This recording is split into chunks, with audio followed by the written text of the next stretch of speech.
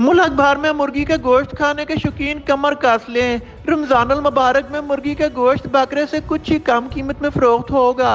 अंडे आगे 500 रुपये फी दर्जन चल रहे हैं, मगर मुल्क भर में आने वाले महीने के दौरान मुर्गी के गोश्त की फ़ी किलो कीमत 1300 रुपये, जबकि बोनलेस मुर्गी की कीमत 1700 रुपये फ़ी किलो होने वाली है। पोल्ट्री फार्म ओनर्स का कहना है कि मुर्गियों की फार्मिंग पहले से कहीं ज्यादा घाटे का सौदा होता जा रहा है। मुर्गी की फीड महंगी से महंगी होती जा रही है। इसके अलावा बिजली और पेट्रोल के बढ़ते निरख भी पोल्ट्री फार्मर्स की इक्तिसादी हालत बाद से बदतर बना रहे हैं। होलसेल चिकन सेलर्स का कहना है कि सरकारी रेट लिस्ट पर मुर्गी फरोख्त करना पहले भी कभी इन्हें वारे नहीं बैठा, मगर अब तो पानी सर से गुजर चुका है। 11 या 12 मार्च से रमजान मुबारक की आमद है और मुर्गी की डिमांड में 300% इजाफी ऑर्डर पूरे करना पोल्ट्री फार्मर्स के लिए दर्द सर बन गया है। अगर आप गरीब आदमी हैं और इस साल अफ्तारी के दौरान चिकन कढ़ाई, चिकन बिरयानी, चिकन टिक्के और चिकन बारबेक्यू से लुत्फानंदोज होने की सोच रहे हैं, तो पहले अपनी जेब का अच्छी तरह जायजा ले लीजिएगा।